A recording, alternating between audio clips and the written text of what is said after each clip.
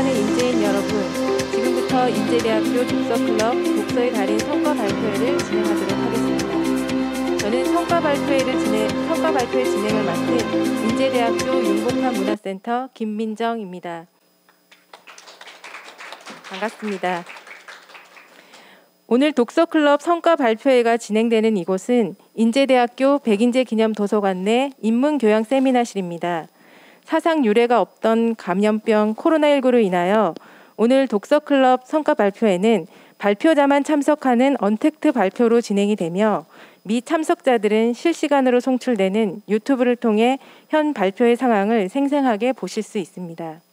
지금 현장은 학교의 방역 지침에 따라 열 체크와 좌석 간 거리 두기, 손 소독제 사용, 마스크 착용 등 철저한 방역 지침을 준수하며 진행이 되고 있습니다. 유튜브 채널 백인재 기념 도서관을 통해서 오늘 성과 발표회가 실시간으로 제공되고 있으니 끝까지 함께하여 주시면 감사하겠습니다. 더불어 오늘 성과 발표 마지막에는 이번 학기 독서클럽 최종 순위가 발표될 예정입니다. 오늘 이 자리는 이번 한 학기 동안 진행하였던 독서클럽 독서의 달인 팀들이 그동안의 독서 활동 내용을 정리하고 활동을 통해 느꼈던 바를 발표하는 성과 발표 자리입니다. 성과 발표의 진행 순서를 안내해 드리겠습니다. 먼저 백인재 기념 도서관장님의 인사 말씀이 있고 총장님의 격려사, 이번 학기 독서클럽 경과보고, 심사위원 소개, 각 팀의 발표, 심사평, 최종 결과 발표 순으로 진행될 예정입니다. 그럼 독서클럽에 항상 많은 관심과 지지를 해주시는 박재섭 도서관장님께서 인사 말씀을 하시겠습니다.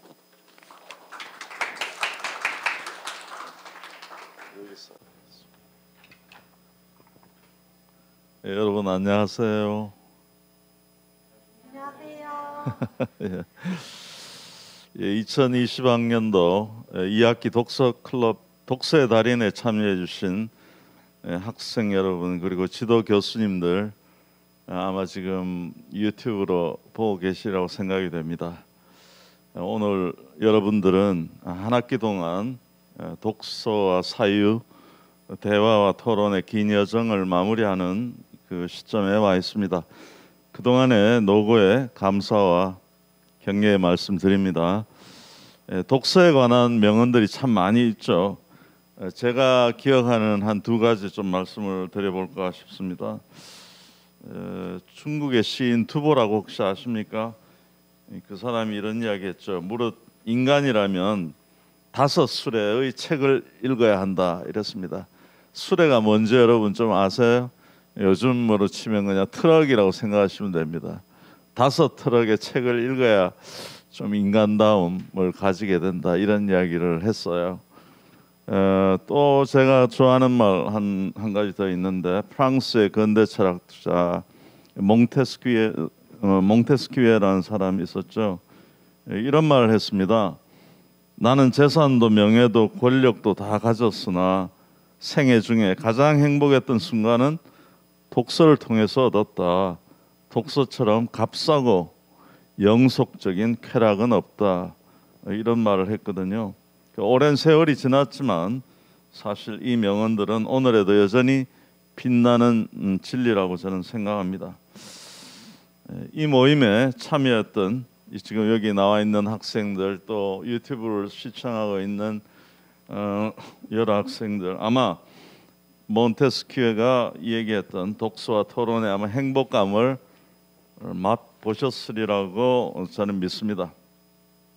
모쪼록 이번 독서 토론의 참여를 통해서 미래 여러분 모두가 5수레의 책을 읽어내게 되시길 그리고 오늘이 그 출발점이 되시기를 소망하면서 오늘 이 대회에 저희 인사말에 대신합니다. 감사합니다.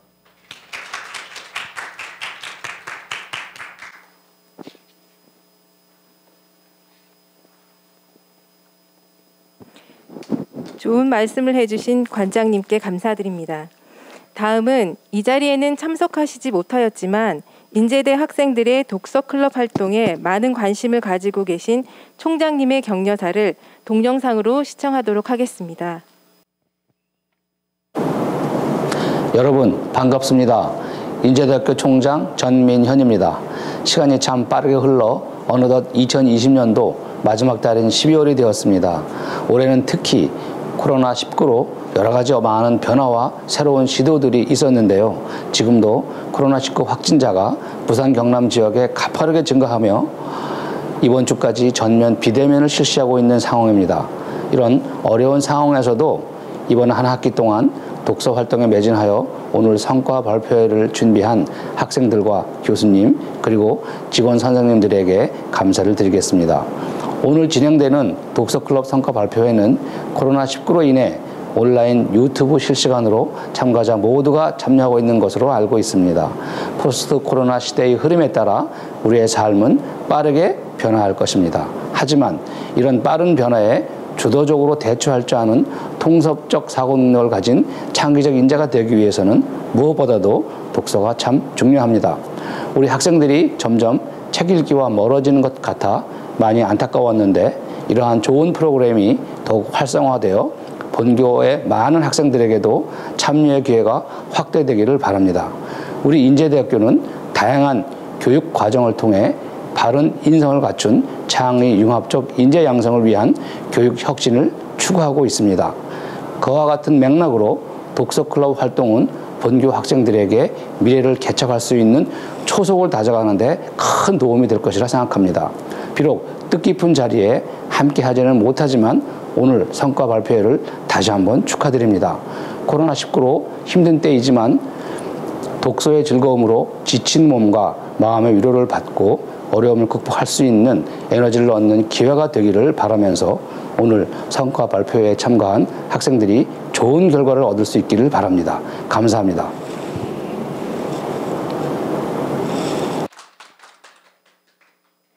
바쁘신 중에도 늘 인제대학교 학생들의 활동에 많은 관심을 보여주시는 전민현 총장님께 다시 한번 감사드립니다. 인제대학교 독서클럽은 다양한 독서 활동을 통해 학내 독서 문화가 확산되고자 2016년도에 첫 발을 내디디며 출발하였습니다. 그동안 많은 인재인들이 독서클럽에 참여하여 활동을 하였는데요. 올해는 코로나19로 인하여 여러 가지 어려움이 많았습니다. 그 어려움 가운데서도 무사히 활동을 마무리하여 이 자리까지 오게 되었는데요. 이번 학기 독서클럽이 어떻게 진행되어 왔는지에 대한 경과 보고를 융복한 문화센터 곽창호 과장님께서 말씀하여 주시도록 하겠습니다.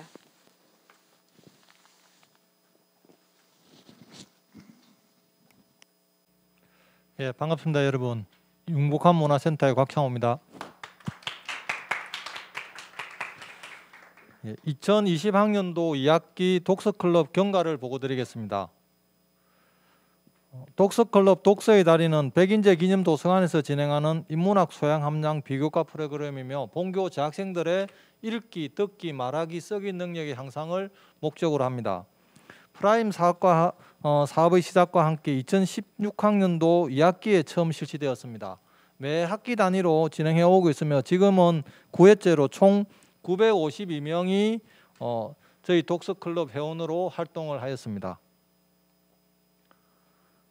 지난 8월 계획 수립과 기한 보고를 처음으로 본 프로그램이 시작되었으며 지정 도서로는 헤르만 헤세의 데미안으로 결정되었습니다.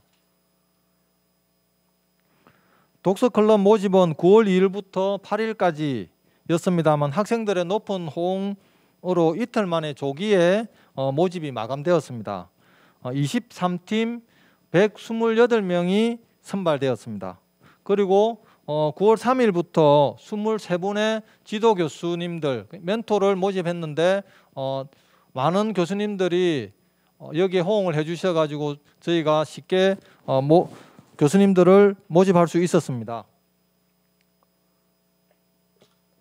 9월 17일 독서클럽 운영에 대한 설명회를 코로나로 인해 3회에 나누어서 진행을 하였으며 9월 21일부터 본격적으로 독서클럽 활동이 시작되었습니다. 클럽 활동의 대표적인 내용은 3권의 독서와 매주 1회 팀별 독서 토론입니다. 그리고 이에 더하여 감상문과 활동일지 제출, 온라인 독서클럽 카페 활동입니다.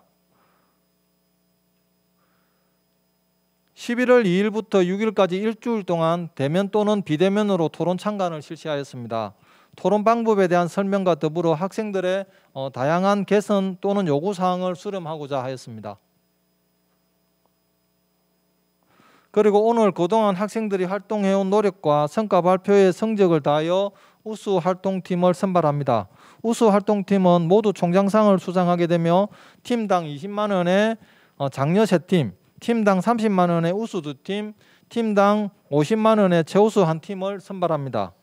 오늘 최종 성과 발표회를 끝으로 제9회 독서의 달인은 공식적인 일정은 마치게 됩니다. 하지만 개인적으로는 지금 구성되어 있는 각 개별 클럽이 여기서 끝이 아닌 새로운 시작으로 계속 지속되기를 희망합니다. 그동안 함께해 주신 많은 학생들에게 다시 한번 감사의 마음을 전합니다. 이상으로 경과보고를 마치겠습니다. 감사합니다.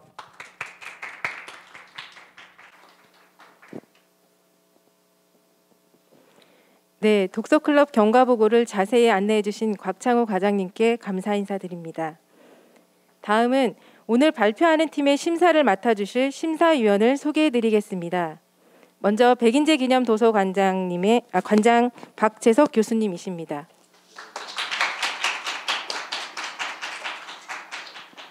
다음으로는 인제대학교 멀티미디어 학부 김성래 교수님입니다.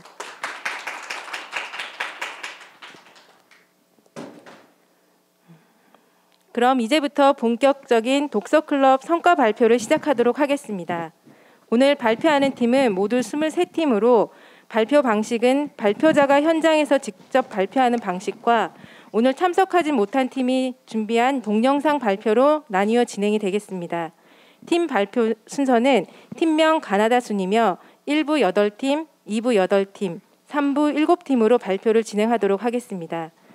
실시간으로 진행되는 성과 발표는 심사위원분들이 바로 점수를 체크할 예정이며 전체 팀 발표가 끝난 뒤에는 그동안의 활동 점수와 오늘 발표 점수를 합산하여 최종 결과를 발표할 예정입니다. 각 팀별 발표 시간은 6분 이내입니다. 발표를 시작하게 되면 발표자는 모니터 화면을 통해 본인의 발표 시간을 확인할 수 있습니다. 시간 내에 발표가 마무리될 수 있도록 유의해 주시기 바라고요. 발표 후에는 심사위원님들의 질의가 있을 수도 있습니다. 오늘 매끄러운 진행을 위해서 각 팀에서는 앞팀이 발표를 하게 되면 미리 앞쪽으로 나와서 대기해 주시면 감사하겠습니다. 오늘 처음으로 발표할 팀입니다. 메모리 팀으로 발표자는 최지은입니다. 박수로 맞이해 주십시오.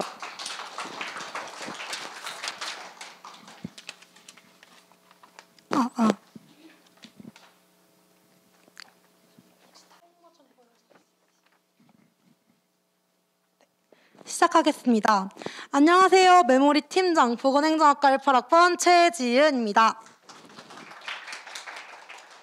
저희 팀 오늘 발표 목차는 팀 소개를 시작으로 느낀 점까지 총 7개의 목차로 진행됩니다. 저희 팀은 독서클럽의 감정과 경험을 기억하자는 의미로 메모리라고 짓게 되었습니다. 팀 주제인 자아성찰 그리고 성장을 위하여 데미안, 나르치스와 골드문트, 그리고 호밀파드 파수꾼을 읽게 되었습니다. 이 세 책을 키워드를 선과 악, 이성과 감정, 위선과 가식으로 선정하였는데요. 혹시 이 키워드를 보시고 이 세 책의 공통점을 모두 아시겠나요? 이 세 책의 공통점은 주인공이 다른 두 세계를 겪으며 성장하는 책임을 알 수 있었습니다. 저희 팀원은 모두 보건행정학과 학우들로 모두 독서클럽 첫 참가입니다. 지도 교수님은 많은 경험을 가지신 경영학부 배성윤 교수님으로 처음인 저희를 많이 지도해 주셨습니다. 평소에 책을 읽을 시간과 기회가 없어 저희는 독서클럽으로 접하고 싶었기 때문에 이렇게 참가하게 되었습니다. 저희 팀은 데미안을 읽기 전 작가님을 알아보면 책을 읽는 데 유용할 것 같아서 데미안의 작가인 헤르만 헤세의 삶, 특성, 대표 작품을 알아보는 시간을 가졌습니다. 책의 간단한 줄거리는 주인공 싱클레어가 데미안이라는 친구를 만나 내면의 성장을 이끌어내는 책입니다. 또한 팀원들과 책의 내용을 토론을 하던 중 종교적인 내용이 많이 나와 카인과 아벨이라는 추가적인 자료를 조사하였습니다. 다음으로 저희 팀은 방탄소년단의 뮤직비디오가 데미안을 모티브로 하였다는 사실을 알고 뮤직비디오를 시청하고 어떤 부분에서 데미안과 비슷한지 알아보게 되었습니다. 데미안 마지막 활동으로 저희 팀은 성장과 관련된 영화를 조사하였는데요. 책의 키워드에서 가장 성장이 많이 나왔기 때문에 성장과 관련된 영화를 알아보게 되었습니다. 이 책은 이성적인 나르치스와 감성적인 골드문트가 각자의 방식으로 완전한 삶과 예술을 다다르고자 하며 작가의 이원운동 사상을 상징적으로 보여주고 있습니다. 저희는 책을 읽고 인상 깊은 대사를 캘리그래피로 그려보았습니다. 대사를 손으로 한번 써보면서 책에 대한 내용을 더 기억할 수 있었습니다. 나르치스와 골드문트 가상 캐스팅도 진행하였습니다. 직접 드라마 감독이 되었다고 생각하고 주인공을 상상하며 캐스팅해 보는데요. 같은 문장을 보고도 다 다른 배우들을 선정한 것이 흥미로웠습니다.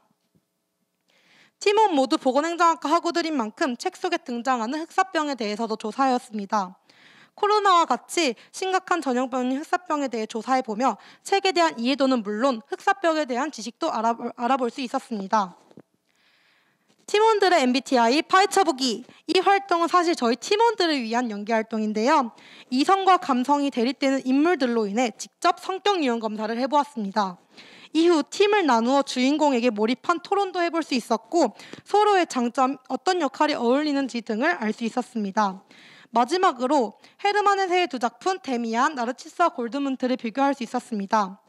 공통점과 차이점이 모두 존재하였고 그 부분을 함께 생각해보며 작가님이 독자에게 전하고 싶은 속뜻도 알 수 있었습니다. 이 책은 주인공인 홀든이 학교에서 쫓겨난 후 방황하는 3일의 행적을 써내려가는 것이 주 내용입니다. 책을 읽기 전 책에 더 재미있게 다가가고 쉽게 이해하기 위해서 작가 제롬 데이비드 셀린저와 책의 시대적 배경인 미국 1910년에 대해서 조사해 보았습니다. 이러한 사전 지식을 바탕으로 저희는 책을 더 풍부하게 읽을 수 있었습니다. 책을 모두 읽은 후 저희는 마인드맵을 그려보았는데요. 책의 전반적인 내용을 정리할 수 있었고 서로 그린 마인드맵을 비교하며 각자의 생각을 이야기할 수 있었습니다. 마지막 활동으로 저희는 각자 성장에 관한 영화를 시청해 보았는데요. 앞서서 성장에 관한 영화를 추천해 보았다면 역시 감상도 빠질 수 없겠죠. 이 활동을 통해 저희 팀의 주제인 자아성찰, 성장을 대해 다시 한번 생각해 볼 수 있었고 스스로를 많이 돌아볼 수 있는 기회가 되었습니다.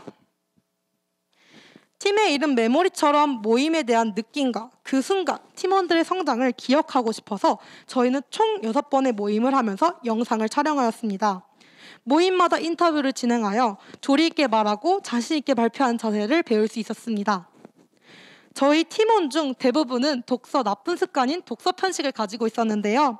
이러한 독서 편식을 고치기 위하여 꾸준하게 카페 활동을 하며 다양한 책을 접하였고 댓글을 달며 색다른 의견을 보고 나눌 수 있었습니다. 또한 읽고 싶은, 도전하고 싶은 책도 생기기도 하였습니다. 국기 독서 클럽을 하면서 책의 주인공인 싱클레어, 골드문트, 홀든뿐만 아니라 메모리팀도 성장할 수 있었습니다. 다른 사람의 의견을 귀담아 듣는 방법, 나의 의견을 적극적으로 말하는 자세, 서로의 의견을 나눠 토론하는 방법을 배울 수 있었고 다양한 책을 접하며 생각에 대한 시야를 넓힐 수 있었습니다.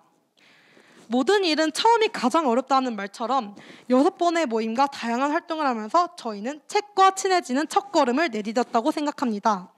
첫걸음을 시작하여 앞으로 더 나아갈 수 있는 메모리팀이 되고 싶습니다. 들어주셔서 감사합니다.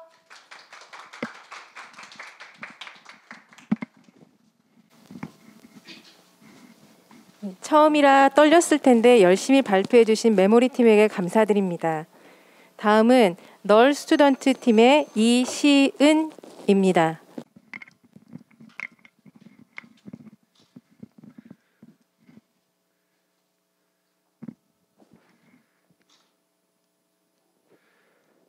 아, 우울해. 왜 이렇게 우울하지? 요즘 왜 이렇게 우울하지? 왜 내가 우울하지? 혹시 우울하신가요? 네, 그러면 저희 널 스튜던트 팀과 마음치료 여행 같이 떠나보실까요? 네, 좋아요. 네. 안녕하세요. 저희 널 스튜던트 팀은 책을 통해 사람의 마음에 닿기를 원하는 팀입니다. 저희는 간호학과 오진아 교수님을 필두로 간호학과생 6명으로 구성된 팀이죠. 그러면 저희 널 스튜던트 팀의 마음치료 여행 일정표 함께 보실까요? 저희는 한 학기 동안 아주 즐거운 독서 힐링 여행을 다녀왔습니다. 저희는 정해진 6회의 모임뿐만 아니라 매번 회의 이후에도 카카오톡을 이용해서 서로의 의견을 나누고 더 나아가 심화된 주제를 서로 토론하며 서로 다른 의견을 수용하고 서로 협력하는 모습을 아주 잘 보여주었습니다. 자, 그러면 저희가 한 학기 동안 떠났던 독서 여행을 함께 보시겠습니다. 저희는 나를 찾지 못하고 우울해하며 방황하는 청춘들을 위한 해결 방법을 찾기 위해 여행을 떠나봤습니다. 첫 번째 목적지인 데미안. 데미안을 통해서는 저희는 알 속에서 힘들어하는 싱클레어와 같은 사람들이 알을 깨는 모습을 찾아보았고, 두 번째 목적지 신화의 쓸모를 통해 다양한 신들의 모습에서 사람의 모습을 엿보았습니다.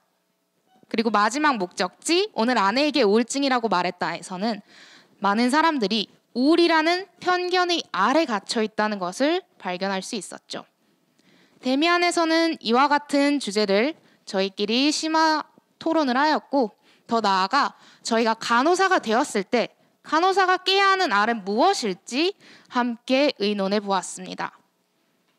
그리고 연계 활동에서는 카페에서 가장 반향을 일으켰던 활동이죠. 싱클레어와 저희들의 MBTI를 직접 분석해보고 나를 알아보는 시간을 가졌습니다.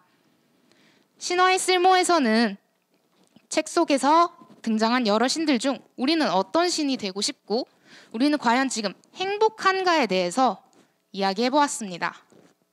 이후 이 책의 저자이신 오진아 교수님이 나오신 라디오와 그리고 인제 테드쇼를 함께 보며 우리 주변에 곳곳에 숨어있는 신들의 모습을 엿보고 그것들을 기록해보았습니다.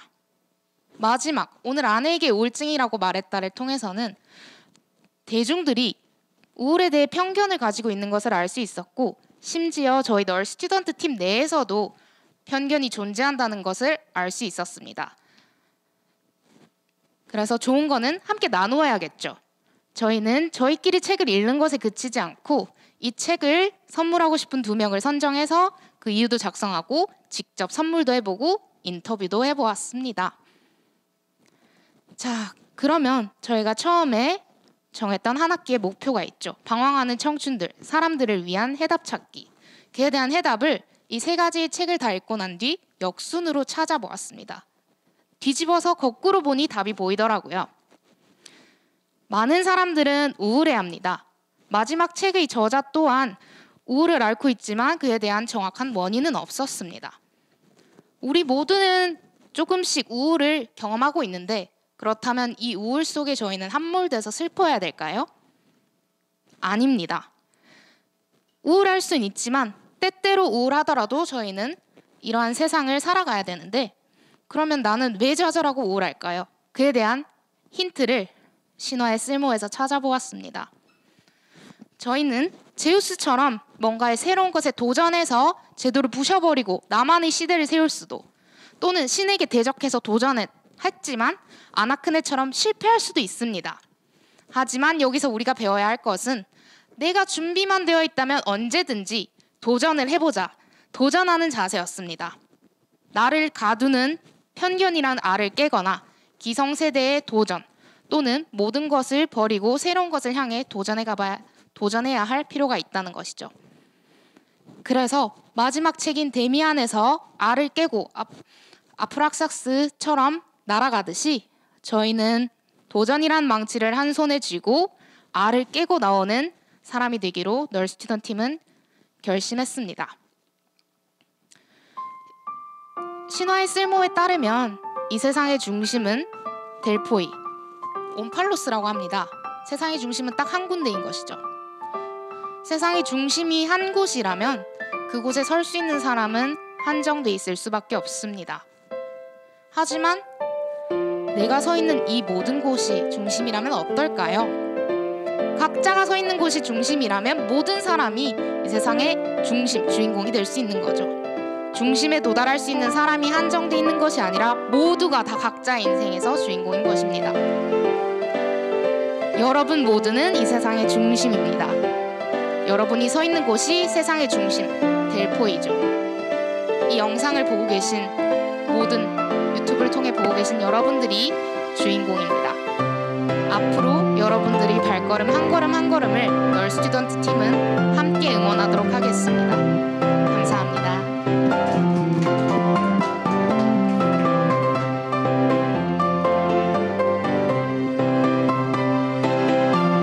네, 널 스튜던트 팀 감사합니다. 다음은 다빈과 아이들 팀의 이민영입니다.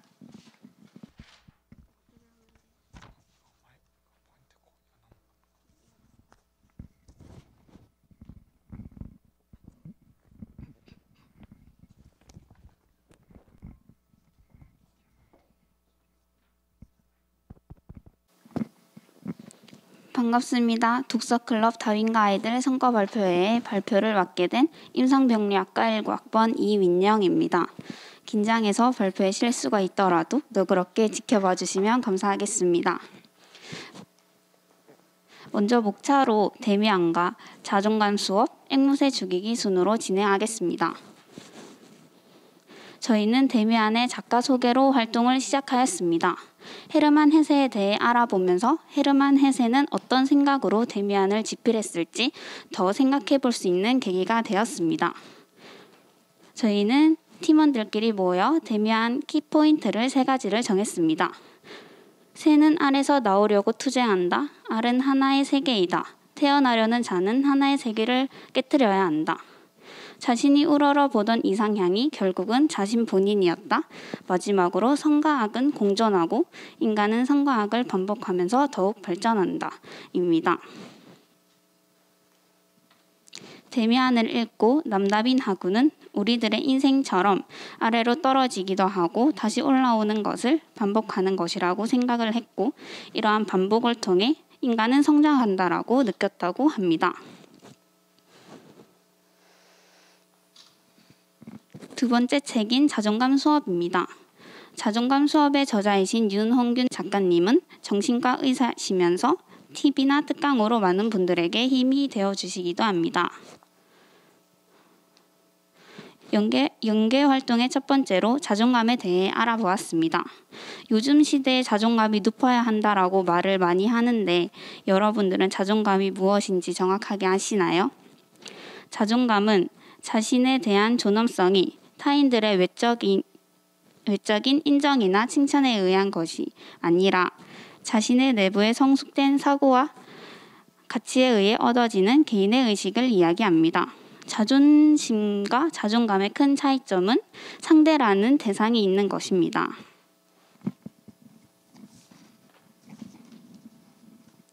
두 번째 연계 활동으로는 책의 저자이신 윤홍균 작가님의 강연을 들었습니다. 강연에서 사랑은 서로 존중하는 관계, 대등한 관계라는 것이 인상 깊었습니다. 자존감 수업의 키포인트는 저희 팀 친구들은 책을 읽고 자신을 한번 되돌아보고 스스로에 대한 믿음과 존중이 부족했다는 것을 깨달아 성장하는 계기가 되었다고 합니다. 자존감 수업을 읽고 저희 팀원 모두 스스로에 대한 탐구하는 계기가 되었습니다. 특히 장예진 하구는 자존감을 회복하면 무조건적으로 행복할 것이라고 생각을 했는데 책을 읽고 나니 다른 사람들의 평가에 휘둘리지 않고 자신을 사랑할 수 있는 사람이라면 행복할 수 있는 사람이라고 고정관념이 바뀌었다고 합니다. 세 번째 책은 앵무새 죽이기입니다. 앵무새 죽이기 저자는 핫버리 작가님입니다. 앵무새 죽이기라는 책의 제목만 보면 의아해 하실 분들이 많으시겠지만 이 책은 차별에 대한 이야기를 하는 책입니다. 앵무새는 저희 인간들에게 해를 끼치는 동물이 아닙니다. 그럼에도 불구하고 앵무새를 죽인다는 것은 아무 잘못 없는 사람을 궁지에 몰고 그것을 비난한다는 의미입니다. 저희 첫 번째 연계 활동은 미국 남북 전쟁에 대한 조사를 했고 흑인 인권 운동가를 알아보았고 인종차별 영화를 알아보았습니다. 마지막 연계 활동으로는 마틴 루터 킹의 연설을 들었고 명언에 대해 다시 생각해 보았습니다.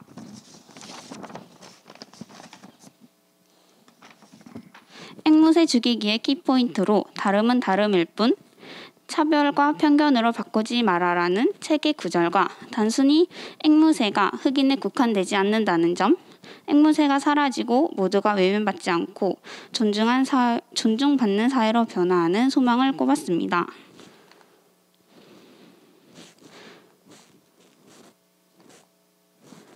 이번 독서클럽 국위 활동을 통해 남다빈 하구는 가치관에 대한 생각과 견문이 넓어졌고 서정은 하구는 보다 더 심도 있는 독서 활동과 토의가 너무 좋은 경험이 되었다고 했습니다. 이혜진 하구는 주제를 통한 토론으로 더 많은 지식과 교양을 함양하게 되었고 장예진 하구는 팀원들과의 소통과 협력을 통해 미처 생각하지 못했던 부분들까지 알게 되어 좋았다고 느꼈습니다. 저는 친구들과의 독서를 통해 독서의 병이 허물어진 것 같고 최지원 하구는 독서하는 습관을 기를 수 있어 유익했다고 느꼈습니다. 발표를 마지막으로 저희 지도 교수님이 보내주신 편지를 읽고 마치겠습니다.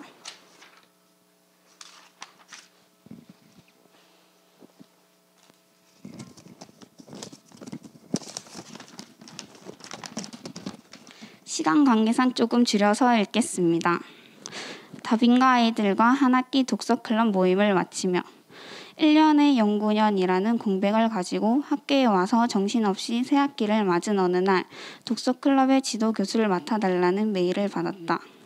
비록 한 번의 비대면 모임과 두 번의 대면 모임의 짧은 기간이었지만 학생들과의 강의실 밖에서 전공이 아닌 외계로 소통할 수 있어 좋으지. 감사합니다.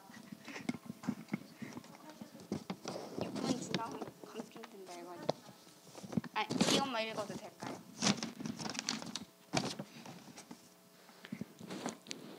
이번 기회를 통해 학생들도 책 한 권이 주는 가르침과 울림의 무게가 얼마나 큰지, 얼마나 소중한지 알 수 있게 되기를 바란다. 인생에서 좋은 한 권의 책이 살면서 어려움을 만났을 때 헤쳐나갈 수 있는 지혜와 용기가 앞이 보이지 않는 터널 속 한 줄기 빛이 되어 줄 수 있다는 것을 알 수 있기를 바란다. 만추의 교정 벤치에서 너무 혼란스럽고 어려웠던 2020년 가을의 마지막을 학생들과 의미 있는 이야기로 채웠던 그 순간을 오래도록 기억할 것 같고 이런 소중한 시간을 가질 수 있도록 도움을 주신 백인재 도서관과 도서관의 여러 선생님들께 감사를 드린다 라고 말씀하셨습니다. 감사합니다.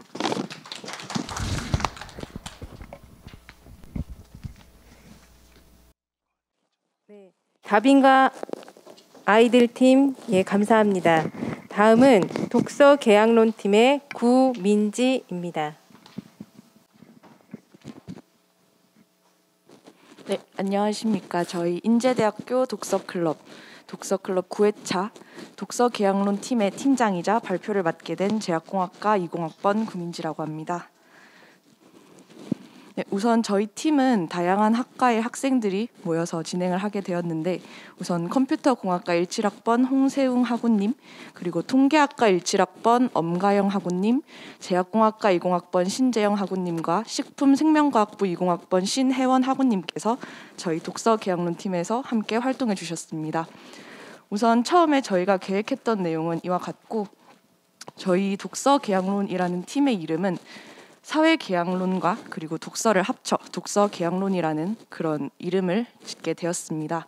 그리고 저희 세부 계획을 보면 4번째, 5번째, 6번째 활동에 대면으로 하겠다고 하였는데 저때 코로나가 갑자기 심해지는 바람에 저희가 대면은 총 1번밖에 진행하지 못해서 조금 아쉬운 점이 많았습니다.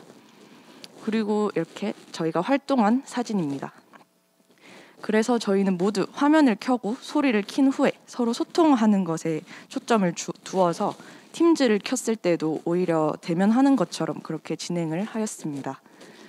그리고 저희의 목표가 총 5가지 있었는데 우선 책 3권의 독후감을 다 쓰는 것, 그리고 매 모임이 끝나면 카페에 댓글을 다는 것과 간단 모임 전까지 무조건 책을 다 읽어오고 토론 주제를 최소 2개 이상씩 정해오는 것이었습니다. 그리고 마지막으로는 추가 활동을 할 때 열심히 참여하는 것이었습니다. 우선 첫 번째 책 데미안을 보면은 작가 소개는 신혜원 학우님께서 해주셨고 추가 활동가 그리고 독후감 그리고 간담 모임과 분모임 이렇게 진행되었습니다. 우선 작가 소개의 경우는 이제 헤르만 헤세라는 작가의 유년 시절을 소개하고 가족 관계 이런 것들을 소개했으며 헤르만 헤세의 다른 책들도 소개하는 그런 자리를 가졌습니다. 그리고 그림 그리기의 경우 데미안에 대해서 내용이 나와 있었고 그 데미안의 설명을 보고 저희 개개인이 생각하는 데미안의 모습을 그렸습니다. 단순히 그림을 그리는 것에서 그치는 것이 아닌 이렇게 그림을 그리게 된 이유와 왜 이렇게 생각하는지에 대해서 설명을 해가지고 서로 데미안에 대한 생각을 나눠보는 그래서 저희의 창의 부분이 굉장히 함양되었다고 볼 수 있을 것 같습니다. 그리고 데미안에서 3가지 주제를 가지고 하였는데 저 2가지는 그냥 자신의 생각을 나눈 그런 정도밖에 안 되고 마지막 카인과 아벨 중에 누가 더 나은가에 대해서는 정말 토론처럼 거의 1시간 정도 진행을 하였고 아직도 답이 나오지 않은 그런 주제입니다. 2번째 책은 우리가 몰랐던 유전자 조작식품의 비밀입니다. 유전자 조작식품, 즉 GMO에 대해서 다룬 것인데요. 작가 소개도 가볍게 진행하였고 추가 활동으로는 몬산토라는 기업에 대해서 알아보고 표시제에 대해서 알아봤으며 식품을 알아보고 킹콘과 GMO 식품이라는 이런 식으로 자세하게 GMO에 대해서 들어가면서 찬반 토론을 진행하였습니다. GMO의 찬반 토론이라고 하면 할 것이 굉장히 많은데요. 저희 교수님이 이제 김성태 교수님이라고 생명과학을 전공하신 분입니다. 그래가지고 저희가 찬반 토론을 할 때 중립적인 입장에서 서로의 찬성과 반대 부분에 의견을 더 실어주시고 의견을 취합해 주셨으며 그로 인해서 토론이 굉장히 심도 있게 진행되었습니다. 그리고 마지막 책은 지능의 탄생이라는 책입니다. 이 책의 경우는 간단하게 작가 소개 그리고 3가지 주제로 진행을 하였는데요.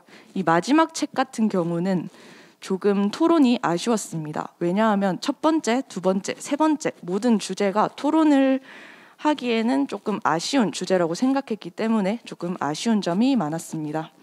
그리고 저희는 처음 OT 때 말씀하셨던 소통, 창의, 협력, 도전 이 4가지 부분을 모두 다 지키려고 노력을 하였습니다.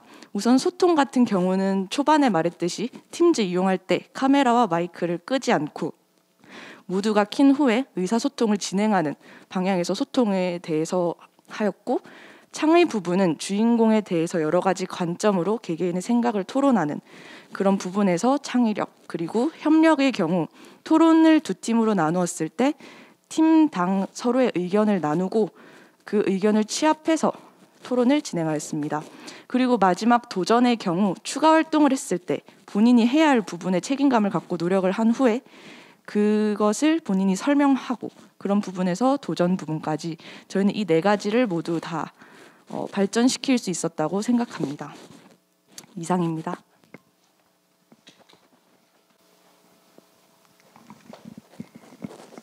네, 독서계약론팀 감사합니다.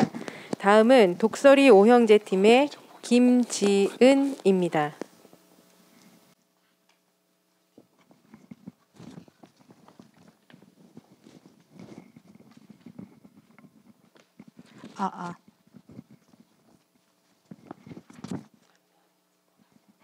안녕하십니까. 국위독서클럽 독서리 오형제팀 성가발표를 맡은 신문방송학과 1학번 김지은입니다. 독서리 오형제팀의 성가발표를 시작하겠습니다. 첫 독서클럽 참여인 만큼 서툴러도 귀엽게 봐주시면 감사하겠습니다.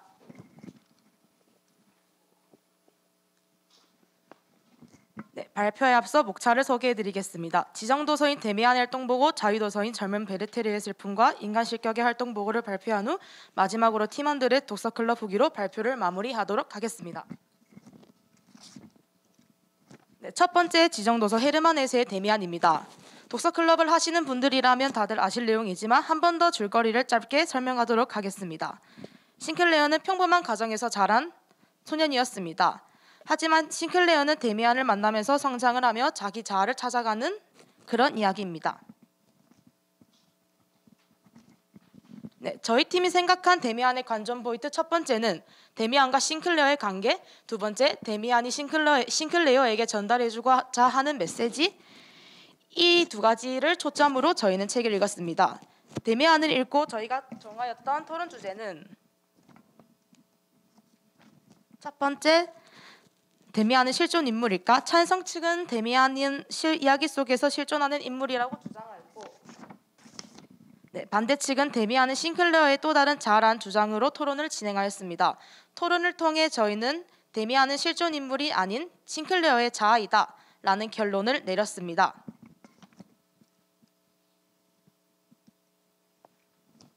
데미안에 대한 팀원들의 후기평입니다. 이민지 하구님은 데미안처럼 나를 성장시키고 사고를 확장시켜주는 것은 내적 경험이며 살아가면서 몸소 느끼고 배운 것이 나의 데미안인 것 같다. 금수인 하구님은 어쩌면 데미안은 실존 인물이 아닌 싱클레어의 마음속에 잠재되어 있는 성장이라는 무의식이 아닐까라는 생각을 하였다. 장원빈 하구님은 데미안이라는 친구가 우리 주위에 있었다면 나의 삶은 좀 바뀌었을까?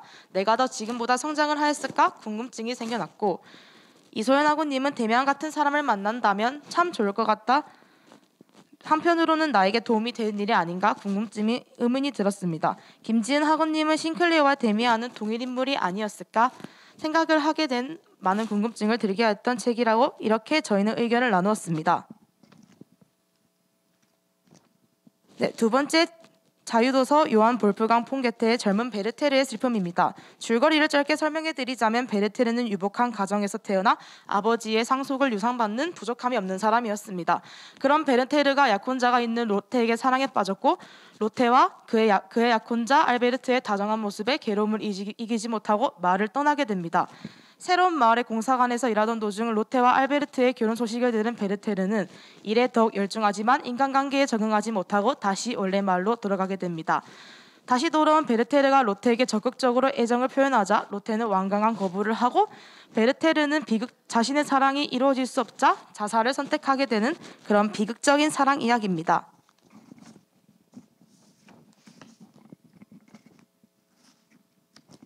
저희 팀이 생각한 젊은 베르테르의 슬픈 관전 포인트. 첫 번째, 사회성이 부족한 베르테르의 인간관계.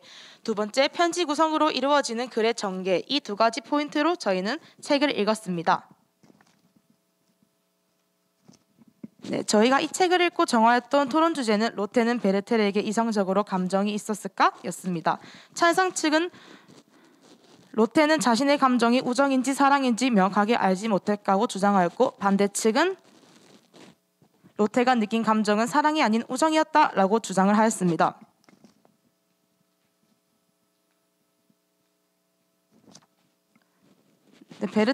젊은 베르테르의 슬픔을 읽은 후 이민지 학원님은 베르테르는 사회성이 부족한 사람이다.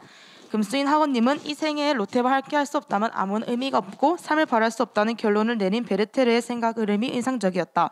장원빈 학원님은 이것을 진정한 사랑이라 할 수 있을까? 이소연 학원님은 과연 베르테르의 마음을 사랑이라고 할 수 있을까? 김지은 학원님은 비극적이었던 베르테르의 사랑 이야기가 와닿았던 책이라고 의견을 나누었습니다. 마지막 자유도서 다자이 오사무의 인간 실격입니다. 주인공인 요조는 세상과 인간을 극도로 두려워하며 단념할 수 없었고 익사를 이용해 간신히 연결되었습니다. 그러다 질 나쁜 친구 호리키를 만나 돈돈 떨어지고 여러 일로 견딜 수 없게 되자 동반 자살을 시도하지만 결국 혼자 살아남습니다. 이후 만화를 그리며 정부 같은 생활을 하다가 알코올 중독이 심해지던 중 교사비의 스탠드 마담에게 갑니다. 세상에 대한 공포가 줄었지만 여전히 인간을 무서워하던 요조는 술에 의존하고 그러던 중 요시코와 결혼을 하게 됩니다. 하지만 아내 요시코의 강간당하는 모습을 본 요조는 괴로워하며 자살을 시도하지만 최종적으로는 정신병동에 들어가 나온 뒤 행복도 불행도 없는 인간 상태 실격 상태로 남습니다.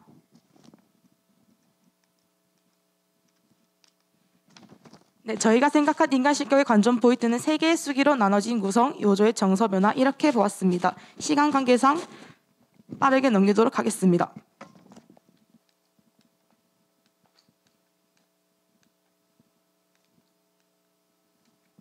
저희 팀의 독서클럽 활동 후기를 바탕으로 마지막으로 이야기 끝내겠습니다. 이민지 학원님은 생각보다 책을 읽는 것이 어렵지 않았다.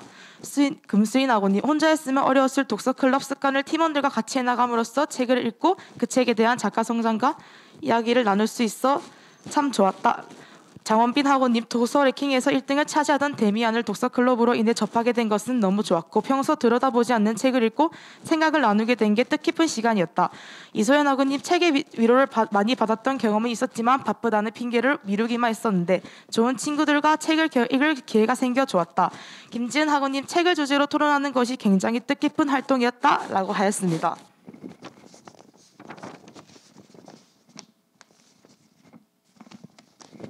네, 저희와 함께 해주신 상담심리치료학과 김명근 교수님, 독서리 오영재팀에게 감사하다는 말 전하고 싶습니다. 이상으로 독서리 오영재팀의 발표를 마치도록 하겠습니다. 감사합니다.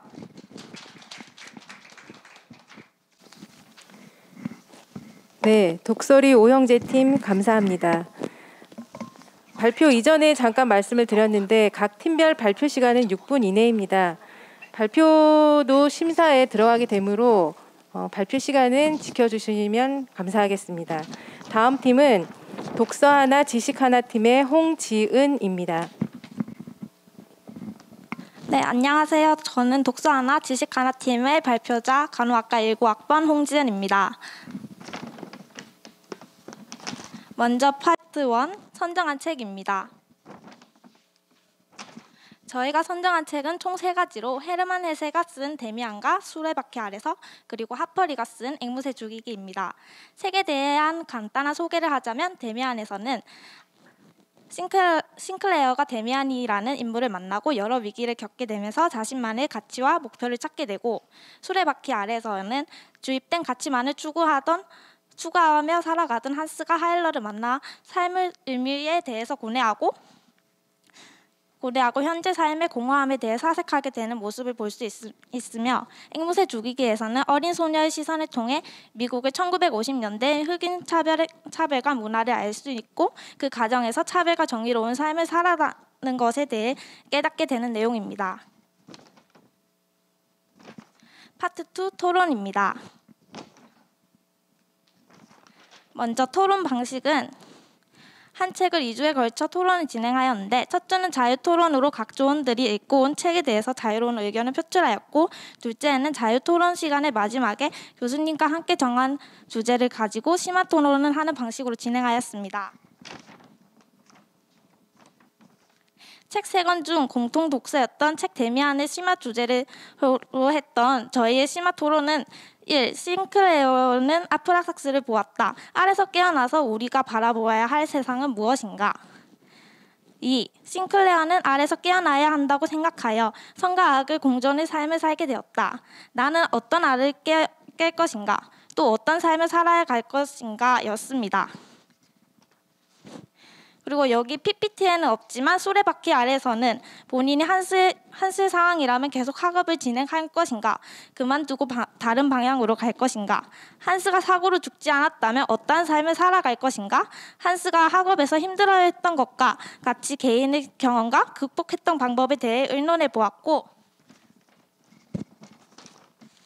그리고 앵무새 죽이기에서는 앵무새 죽이기라는 의미, 우리 사회의 앵무새는 누구인가, 나 같으면 스카웃 아빠처럼 사회 부조리함을 용기를 가질 수 있을까에 대해서 의논해 보았습니다.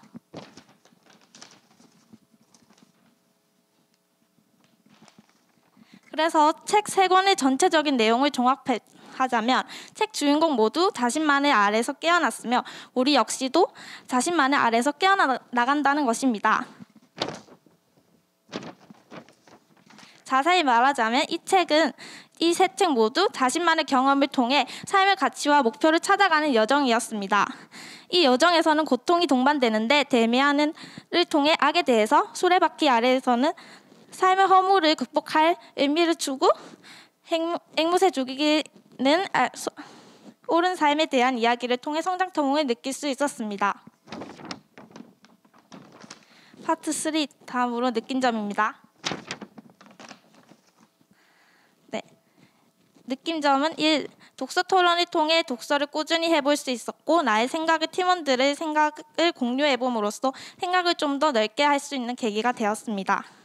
2. 내적 성장이라는 주제들을 가지고 있는 책들을 심도 있게 심도 깊게 읽고 느낀 바를 표현하려고 노력하는 과정과 이를 다른 학우들과 공유하면서 나 자신 또는 책의 주인공들처럼 내적 성장을 하게 된 것 같다. 그 외에도 독서에 대한 한 걸음 더 다가갈 수 있어서 좋았으며 팀원들과 다양한 해석을 공유할 수 있어서 유익했다 등을 느꼈습니다. 이상으로 저희 발표를 마치겠습니다. 감사합니다. 독서 하나 지식 하나 팀 감사합니다. 다음은 두권반 팀의 배선진입니다.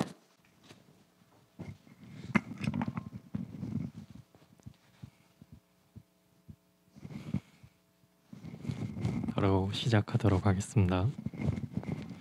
반갑습니다. 독서클럽 성과 발표의 발표를 맡은 국제어문학부 1학번 배선진이라고 합니다. 먼저 목차입니다. 저희는 일단 먼저 팀 소개를 해드릴 거고 다음으로 저희가 활동한 활동도서, 그 다음으로 활동 소감 순서로 진행하겠습니다. 두권반, 이게 저희 팀명일입니다. 사람들이 한 달간 읽어야 하는 책의 권수를 담은 건데요. 2권반 하면은 1년이면 30권, 많다면 많지만 그렇게 많은 책이 아니라고 생각합니다. 저희는 리버럴 아츠 칼리지 소속 김정혜 교수님을 필두로 국제어문학부인 저 배선진, 멀티미디어학부 서민지 학생, 국제어문 강민재 학생, 인문영화학부 한지훈 학생, 인문영화학부 허진영 학생과 함께 진행하였습니다. 활동 도서는 공통 도서였던 데미안, 첫 번째 자유도서 나미야 자파점의 기적, 두 번째 자유도서 인간 실격으로 진행하였습니다. 헤르만 헤세의 작품 데미안은 데미안과 싱클레어의 다양한 일들이 있는 그런 내용의 책이고요. 저희는 핵심 키워드를 카인과 아벨로 잡았습니다. 저희가 다양한 주제로 토론을 진행하였는데요. 그 중에서 저희가 가장 인상 깊게 했던 주제가 바로 이 주제입니다. 과연 데미안은 싱클레어에게 구원자가 맞는가?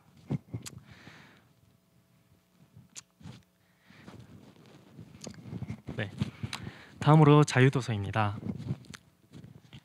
일본 소설계의 거장 히가시고 게이고의 작품 나미야 자파점의 기적은 어느 날 세 명의 좀도둑이 나미야 자파점에 숨어들면서 발생한 일들이 담긴 책인데요.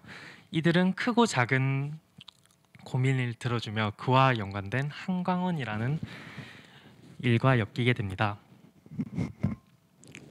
핵심 키워드는 고민 상담으로 저희가 잡았습니다. 나만의 키워드 선정, 이 책이 정말 다양한 사건을 담고 있는데요. 그래서 저희가 거기에 맞춰서 큰 키워드를 선정을 해봤습니다.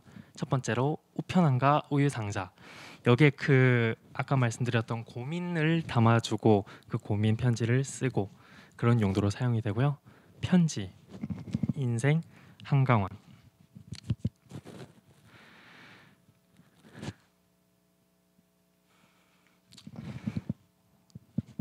나미야 자파점의 기적에서 저희가 가장 인상 깊게 했던 토론 주제는 해야 할 것과 하고 싶은 것 사이의 갈등입니다. 많은 사람들이 해야 될 것과 하고 싶은 것에 대한 갈등을 많이 하는데요. 여기에 대한 고민거리가 많이 나옵니다. 그래서 저희도 여기에 맞춰서 토론 주제로 이것을 선정하게 되었습니다. 다음 도서는 다자이 오사무의 인간 실격입니다. 참 많이 우울한 내용의 책인데요. 저도 이 책을 읽으면서 많이 힘들었던 것 같습니다. 이 핵심 키워드는 인간 실격이며 책 제목답게 자기 혐오를 통해 본인 인간을 실격했다는 내용을 담고 있습니다. 요조라는 주인공이 너무 힘들다 보니까 마약 중독에 걸리게 되는데 이 중독에 대해서 약사가 약을 주는 행동이 옳은 행동인가 아니면은 그런 그를 위해서 약을 주지 않아야 되는가, 거기에 대해서 저희는 고민을 해봤습니다. 또한 더 깊게 파고들어서 최종적으로 요조는 자살을 하게 됩니다. 자살 행위를 많이 시도를 하는데 아무리 힘들더라도 윤리적으로 자살은 옳지 않은 행동입니다. 그래서 하지만 그의 힘든 점을 생각을 한다면 이것은 옳은 일인가 아니면 그걸 저희는 해서는 안 되는 일인가 한번 판단해 보았습니다.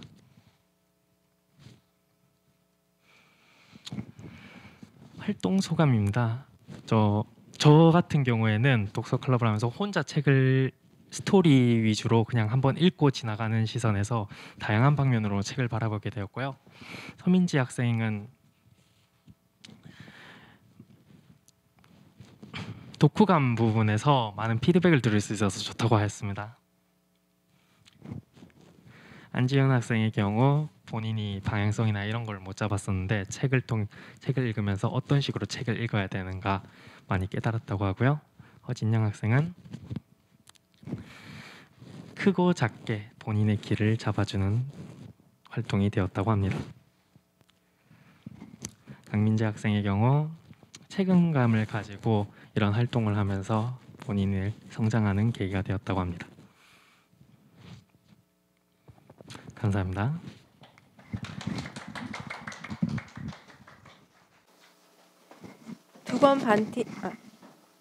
두 권 반팀 감사합니다. 다음은 1부의 마지막 순서인 떡잎 방범대의 강명지, 김유진입니다.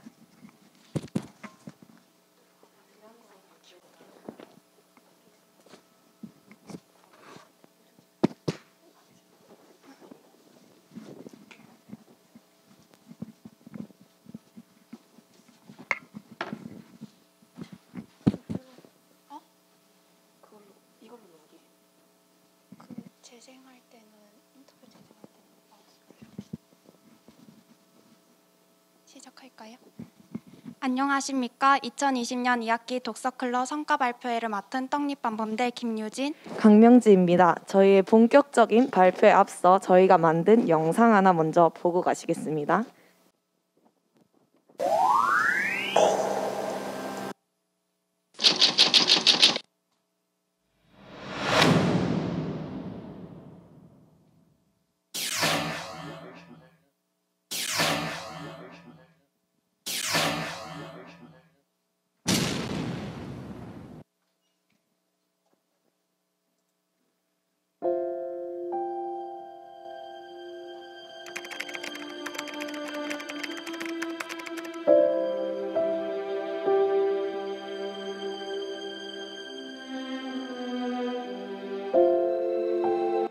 배낭 하나를 메고 전 세계를 홀로 여행하는 것입니다. 저는 신약 개발이요.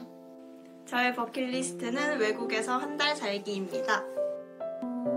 하나만 꼽자면 이모티콘 출시해보기요. 죽기 전에 하고 싶은 제 버킷리스트는 헌혈 200번 하기, 러시아 여행 가기입니다.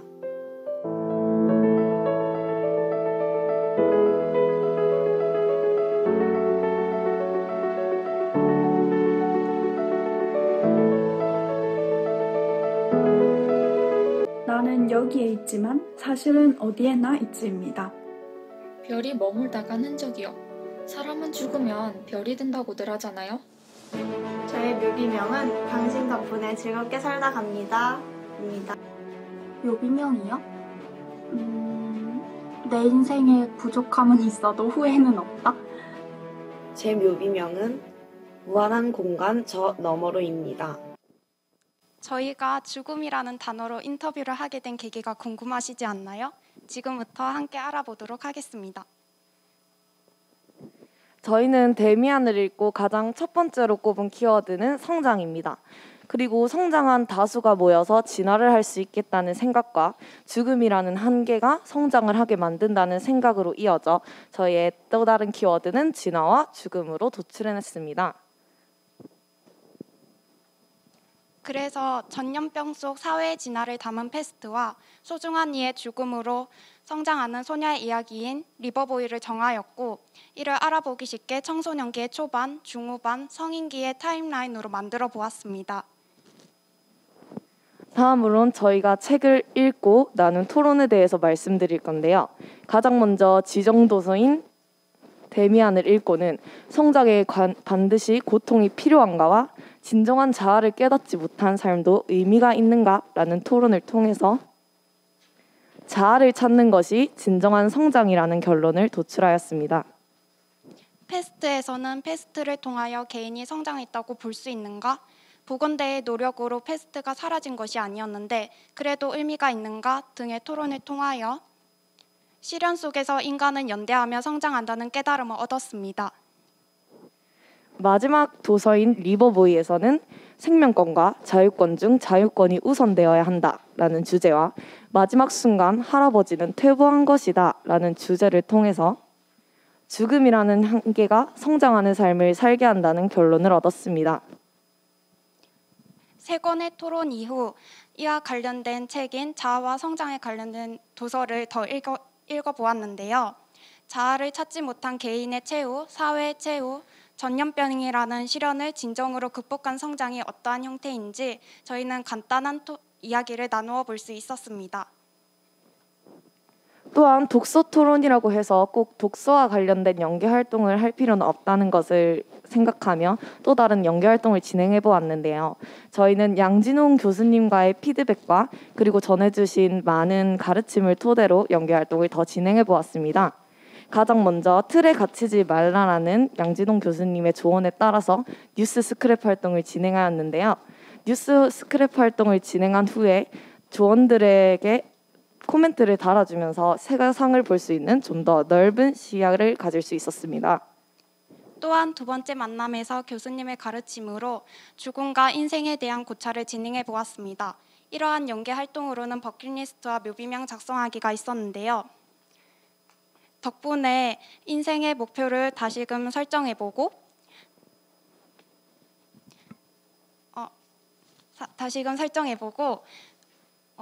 자신의 끝을 생각해보는 시간을 가질 수 있었습니다. 마지막으로 한 학기에 저희의 활동을 마무리하며 한눈에 볼 수 있는 시각 자료가 형성되었으면 좋겠다는 조언에 따라서 저희들이 한 학기에 활동한 것 중에서 기억에 남는 키워드를 뽑아서 마인드맵을 그려보는 활동을 하였습니다. 6번의 토론과 수많은 비공식적 모임을 가지며 성장에는 고통이 불가피하다는 것을 알게 되었습니다. 또한 성장에는 퇴보할 가능성도 있기 때문에 지속적인 성장을 하기 위해서라면 자아를 가지고 계속 앞으로 나아가야 한다는 결론을 도출해내었고 저희는 마침표를 찍으며 마무리하였습니다. 저희가 사용한 자료의 출처입니다. 이상 떡잎방범대의 하고은, 강명지, 이수진, 김유진, 우현정과 함께한 활동이었습니다. 마지막으로 양진홍 교수님께 감사 인사를 드리며 마무리하도록 하겠습니다. 감사합니다.